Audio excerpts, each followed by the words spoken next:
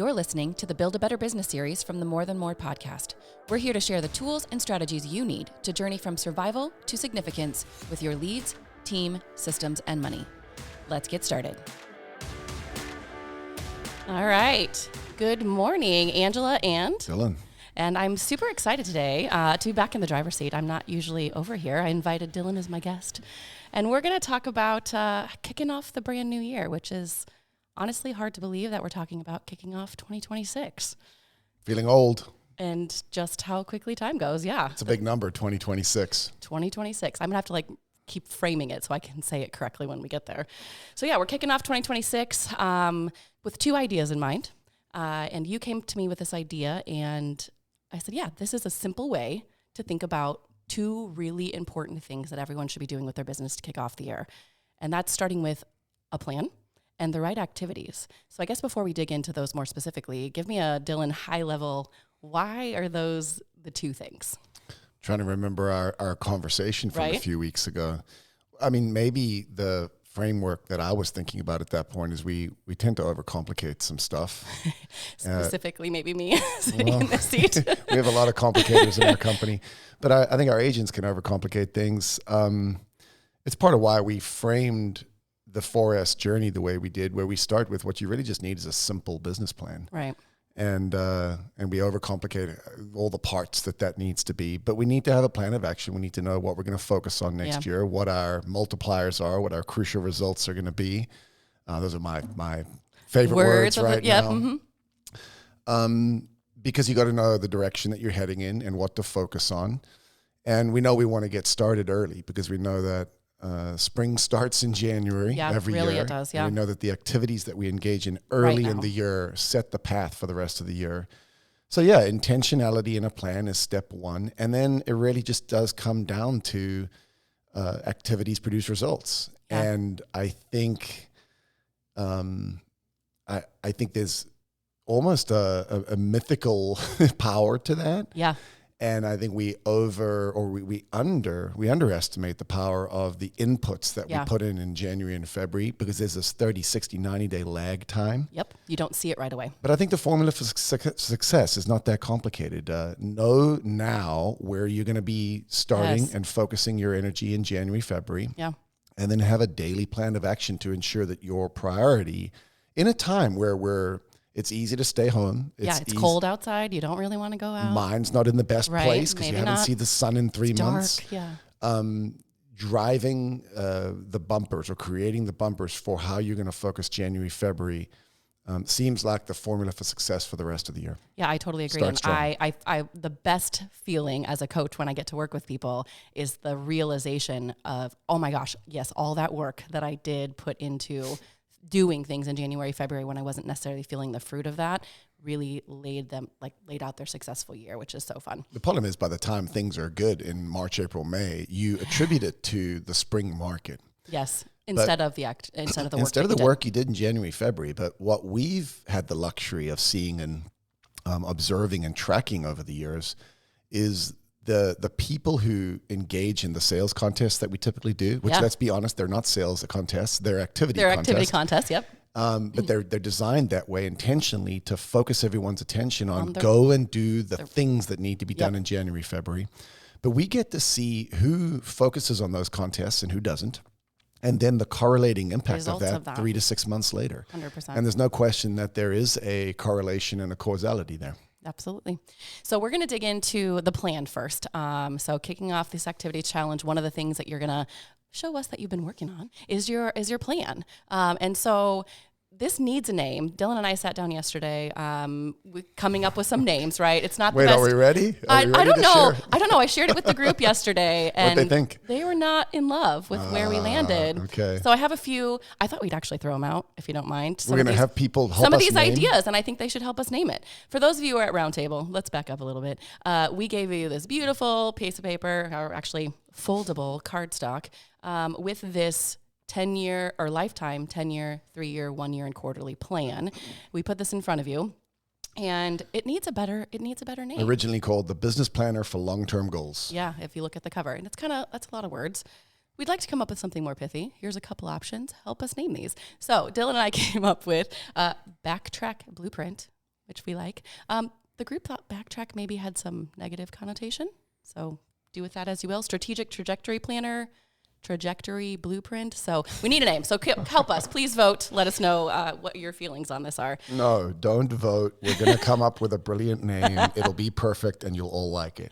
You're going to jump on board. It's going to be great. So instead of calling it the lifetime 10-3-1 quarter, but this is what it is. We really feel passionate about getting this in everyone's hands. I love what this does for your brain and your thinking. So we can just dig in as a kind of a review of why this kind of two pieces of paper next to each other are the way that we want to help people think about their plan. And your question is why this as our two focal points for our January kickoff? Yeah, and there's so many things I can say, but I just think that what we've learned over the years is that I'm thinking through principles for goal setting. Like we've seen so many people. I suck at goals. Mm-hmm. I was never good at setting goals. Some of you just love it, and it's how you're wired. Others of you always struggle with goal setting. It just doesn't feel right. Yeah. And I'm good at the 1 year. I'm like, yeah, my business goals for my 1 year. I can do that. Anything harder, longer is harder. But as principles go, one good principle for goal setting is always begin with the end in mind. And any goals that you're setting, the problem is the whole world is structured to focus on quarterly objectives or quarterly P&L statements or quarterly, and that's fine. We need to break things down into benchmarks. Yeah. But great goal setters and great planners begin with the end in mind. They know where they're trying to go. Mm-hmm. And so the protocol here is we backtrack, which is a great name. Yeah.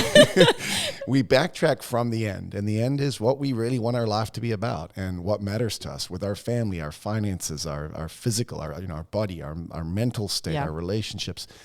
And then great goal setting recognizes that if that's what we want out of all of this, because our business, if we're honest, if we're smart, is not the point. Our business is a means to the end. Yes. The end is what we want for our life, the goals we're trying to actually achieve. The business creates the opportunity to get that all done. Mm-hmm. And it's meaningful work, but it's not the point. Yeah. If we can go from lifetime and work our way backwards to our 10-year benchmarks, these are the flags in the ground that we can march towards because we can't see the end. It's far away. It's way too far. But we know that those flags are on the way in the right direction.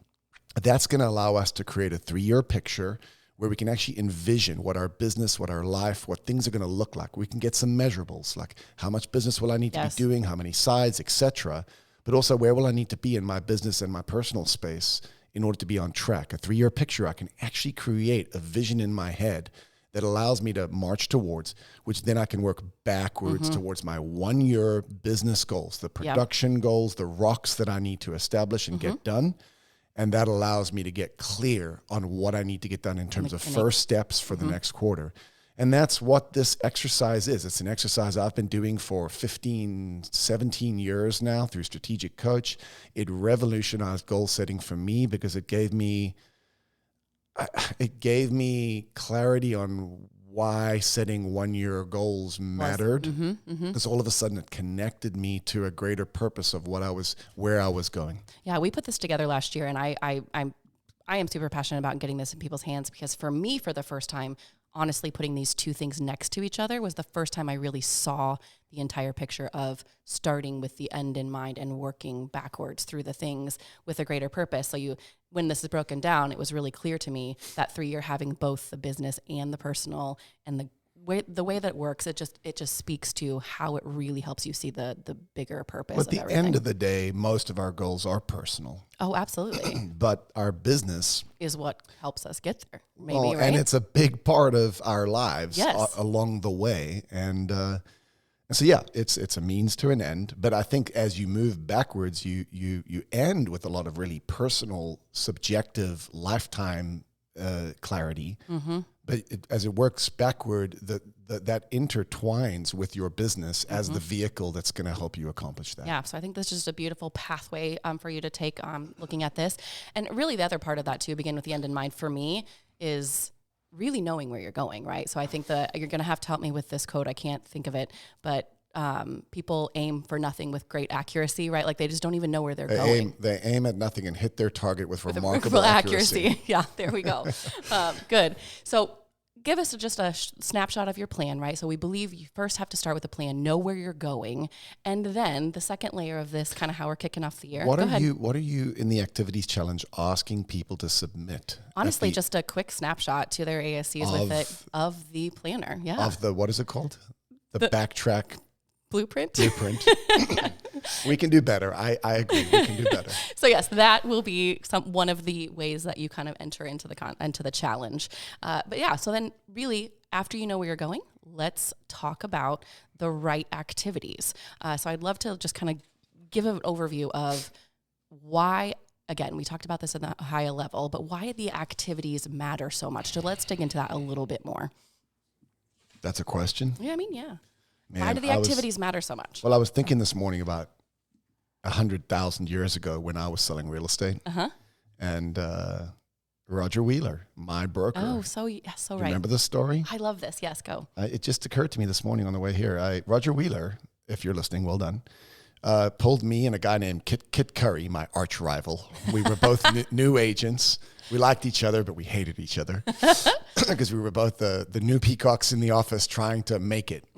And I think I'd had like one sale under my belt that I think Roger gave me the listing or co-listed it with me. But he threw this challenge in front of us and said, I'm going to make available like a $50 gift card to Aunt Maud's or something like that. But you guys are going to do a contest. Every single week, you're going to track all your activities and you're going to have points for them. And this was revolutionary to me. I never thought of anything like that. And he gave me this spiel. And the spiel was that at the end of the day, everyone's focused on the results, the sales, the listings that they want to get.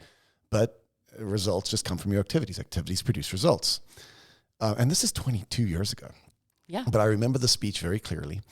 And so every single week we would go out and compete with each other to get points because all of a sudden we weren't trying to sell houses. We were trying to do calls, notes, emails. Every time we emailed someone, we got 5 points. But if they would email us back, even more, we would get 10 points. And so what this meant is we would send emails in a way that solicited a response. Yes. Which is really good because this is exactly what you want to do when you're trying to engage a prospect. Start a conversation. In a conversation. Yep. And, that contest went on for several weeks. I'm quite sure I won, although I don't actually remember. Raj, maybe you'll have to tell us. I also know we cheated. I mean, we didn't cheat, but we did everything under the sun. To count the points, right? To come up with the way to do points. Yeah. So the answer to your question is, I firsthand experienced that if I can take my eyes off of the results that I'm trying to achieve and put them onto the inputs, the activities that I need to do that necessarily, mathematically, probabilistically will lead to did I say probably too many B's there? Fine, just keep going. I like that. However you say that, it's early in the morning. It fundamentally alters the game. Yeah. And that worked for me. And for years and years and years, I put together a small little exercise. Some of you will remember. We called it high impact prospecting. And we got together as new agents in the first year. And we did exactly this. Our new agents tracked all of their activities. They had a funnel just like we have today. Yep. And we tracked their funnel, and then we tracked their points. And over the years, we've just seen that this is it's a formula for success. So every year, our sales contest tends to be about getting in the path of business. Yes. Because we know that what we mean by getting in the path of business is stop trying to sell houses. Start positioning yourself in a way that you create contact in any way, shape, or form with the people who are potentially going to be buying or selling. Yep. And or know someone who is. I think that's it in a nutshell. It worked for me. It's worked for others. It is the formula, again, for success. And because we're all wound, it's unfruitful because of the way we're wound to focus on the net result. Right. At the end of the day, what's going to matter is your inputs. And we're all also wound to believe that what's the point of doing this work in January, February when no one's buying? Yep. But the listings that we take in February, March are the result of conversations we had in January, February. Absolutely. And that trickles all the way through the year. Yeah. The two biggest takeaways for me in all of that, like the two phrases that always capture in my mind the most on that is focus on the activities, not the results, right? And then it really is about getting in the path of business, right? I mean, I clearly remember just kind of like their journey is from here to here, right? So the more that you can increase your odds of being the person that they remember kind of being in there, checking with them, giving them value along the way, you're getting in their path. When they're ready, they will It's more been a while likely since talk to you. We've described that because the path isn't your path. The path It's is their path. The path they go on. Yes. The way that works is someone gets pregnant, someone gets divorced, someone gets a new job. Yeah. Someone has to move for whatever reason. Yep. And then they start doing things. The first thing they tend to do is they talk to someone at the Thanksgiving dinner table. They mention it to their mom. So that's early in the path. The next thing they start doing is they start jumping online. Yes, and they 100%. Because people sell to buy and buy to buy. They buy because they want to buy, and they sell because they want to buy something else. And so they start typically looking for stuff, which is why online, having listings is great because you get an opportunity to get a sign call. But there's a journey that they go on, and there's 30, 40 steps. And a lot of our activities tend to be about trying to capture those people pretty late in the process. Yeah, because they've already been on this journey before we're in front of them. Yeah. Where you get them super early is working by referral. Yes. Because that's where they talk to mom or their uncle or whoever, and their uncle says something like, oh my gosh, you got to talk to Angela. Angela's worked with me several times, several of my friends, and like you got to, and then if uncle's really well trained, yes, your uncle exactly calls Angela and says, hey, Angela, you got to talk to my nephew. Because they're thinking of making a move and they need what you've got. And then Angela's super excited to reach out and do the work. So there's a path. And 80% of winning in real estate is just getting on that path where those people are. Yes. So I love that you define the earliest way that we can get, earliest way we can get in front of them is working by referral. So we have this activities challenge scorecard kind of divided into two sections. So I wanted to spend a little time talking about that. So there's database activities, and then we are like the sales activities that matter as well. So it's kind of looking at both of your lists, if you will, right? So every good real estate business has their database, their people list, and their sales funnel list. So this is kind of split into those two realms so that you can really focus on those two lists and go do the activities. So when you see things repeated on here, like you need to call your people to just have conversations checking in, use referral dialogues, those kinds of things, versus the calls that you have when you're checking in with a prospect. You know what they need or want. So you're going to have very different calls with the people that are already in your funnel. So I wanted to kind of make sure we're thinking through our activities in both of those ways. Thoughts on the kind of division of these activities on the two categories? Yeah, I mean, the worst thing you can do is call someone in your database the way you would call someone that wants to buy. Yes. So I love that division. That division's in our CRMs. Yes. We just think that way. But yeah, there's a broad swath of points. I'm sure that everyone will do what Kit and I did, which is try and cheat as much as you can. But here's the good news. Cheating is the point. In any way that you can. No, I'm kidding. Well, I mean, a call's a call. Yeah. And yeah, I'm just going to call my mom then. And I'm going to get those 5 points. Well, here's the thing, like getting in front of mom in some context other than the Christmas dinner table is not a bad thing, because guess what? Mom does refer a business and know people. And so, yeah, I'm looking at the points and I'm actually trying to, I want to play the game. Well, I want to pull up my old points from 20 something years ago and see what points we assigned, but I think that they're relatively close to a bunch of these. Yeah. Actually, I want to maybe look for that, pull it out, and maybe we can share it with people, see what you did. I just want to go back and figure out if I actually beat Kit. That's the most important thing. I think that's the most important documented item. Yes. So yeah, super simple, guys. We really starting with just these two ideas, calling it the activities challenge, super simplified. Show us the proof of the plan. Do these activities. It's the same scorecard. You only have to have one scorecard the whole time, right? You track all your points and you turn them in. So that's what we're looking for. Have the plan, do the activities that matter, get in the path of business, focus on the activities, not the results. Any closing thoughts before I kind of give a couple more pieces of details? No, this is fun. It's simple. Right? There's a million things, but I mean, part of winning is just isolating all the things and figuring out what's noise and what's clutter. That's what we mean by crucial results. Yeah. At the end of the day, get rid of the noise. Yeah. And also, a part of this for me is I know that January is a tough time for us. It's tough for everyone. I don't know why people live in Iowa. We choose to live here. I know. And people live where it's fundamentally like you die if you don't have a secure place to keep you warm.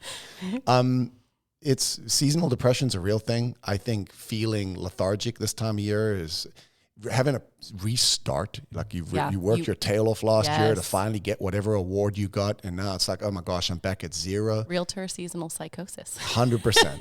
We are a bunch of crazy people, and it is tough to restart every year. So look, there's nothing, I just know that when you get busy doing the work that you know is going to produce fruit down the line, it changes everything. It changes your physiology, it changes your psychology. And I just know how important it is to kick the year off right. And it really is as simple as take the time. I know some of you hate goal setting. I know some of you hate the idea of having to fill out this piece of paper again. I just think that the exercise of stopping, taking a breath, and writing out what you intend to get done this year does something very, very powerful in your brain. And I know that getting busy, doing the things that you know are going to matter and make an impact down the line, even if you can't see the visible results today, at least see the score. Yeah. And if you get busy doing that, not just because I believe this, but because we've seen this for years and years and years, it's going to produce a good outcome for you. So yeah, mostly I just want to encourage everyone to get on the horse, because I think you'll be glad you did. Yeah, start the year off right. Everybody print your scorecards off. Be ready to go on January 5th. We're going to go for 4 weeks, January 5th through February 1st. And then honestly, stay tuned. Join us at our February roundtable on February 13th, because we're going to then kick off our Go Get Listings contest. So we're doing kind of two fun things to kick off the year this year. So stay tuned, join us, and go do the things. Thanks for being here. Thanks for joining us today. To learn more about how to build a profitable, sustainable, and enjoyable business, go to morethanmorepodcast.com.